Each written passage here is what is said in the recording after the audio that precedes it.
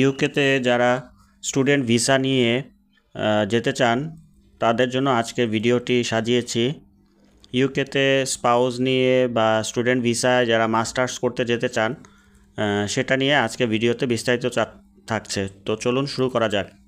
ইউকেতে research masters বা পিএইচডির জন্য তুলনামূলক কম খরচে কিছু ভালো বিশ্ববিদ্যালয় রয়েছে এবং এগুলো লন্ডনের বাইরে, যেখানে থাকার খরচও কম, যেমন Leeds Beckett University, University of Chester, Teesside University Middlesbrough, University of Staffordshire, York Street Saint John university.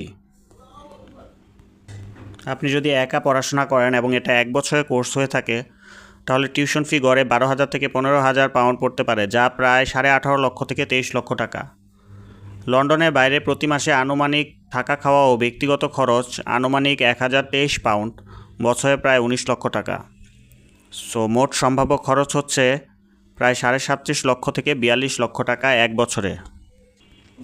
পরিবার সাথে নিলে সবচেয়ে বড় খরচ বাড়ে ভিসা আবেদনের সময়, ব্যাংক সলভেন্সি এবং আইএচএস হেলথ সারচার্জ ফি দেওয়ার ক্ষেত্রে। ভিসা ফি ও আইএচএস 3 জনের জন্য প্রায় 5.5 লক্ষ থেকে 6.5 লক্ষ টাকা।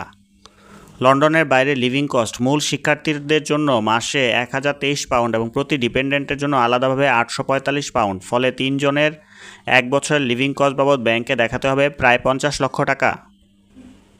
টিউশন ফি সহ পরিবার নিয়ে যাওয়ার জন্য ভিসার আগে ব্যাংকে প্রায় 75 থেকে 85 লক্ষ টাকা দেখাতে হবে।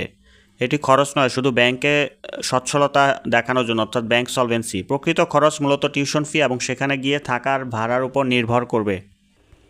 যেহেতু আপনাকে রিসার্চ কোর্সে আসতে হবে, তাই একটি ভালো প্রপোজাল তৈরি করতে হবে এবং আইএলটিএসে অন্তত 6.5 পেতে হবে।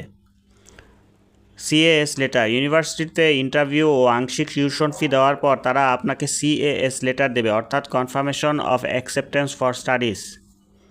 ব্যাংক স্টেটমেন্ট, আপনার বা আপনার স্পাউসের অ্যাকাউন্টে মোট টিউশন ফির বাকি অংশ এবং পরিবার সহ 1 বছরের লিভিং কস্টের সমপরিমাণ টাকা টানা 28 দিন ব্যাংকে রাখতে হবে। ভিসা সাবমিশন, ভিএফএস গ্লোবালের মাধ্যমে অনলাইনে ফর্ম পূরণ করে ভিসা ফি এবং হেলথ সারচার্জ দিয়ে বায়োমেট্রিক দিতে হবে।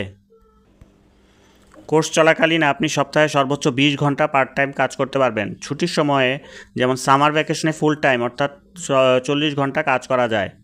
পড়াশোনা শেষ করার পর আপনি 2 বছরের গ্র্যাজুয়েট রাউট ভিসা পাবেন, যেখানে ফুল টাইম যে কোনো চাকরি করতে পারবেন।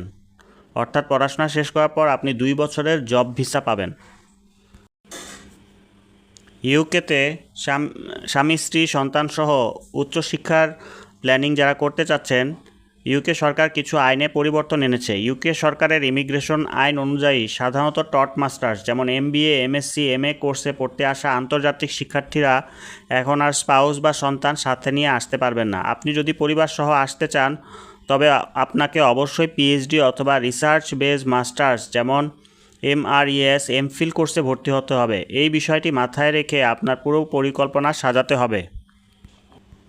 যেহেতু আপনি নতুন নিয়ম অনুযায়ী কেবল রিসার্চ ভিত্তিক বা পিএইচডি কোর্সে ডিপেন্ডেন্ট আনার অনুমতি পাচ্ছেন, তাই আপনার ওয়াইফ ইউকেতে আসার পর সম্পূর্ণ ফুল টাইম, সপ্তাহে 40 ঘন্টা বা তার বেশি যে কোনো বৈধ চাকরি করতে পারবেন।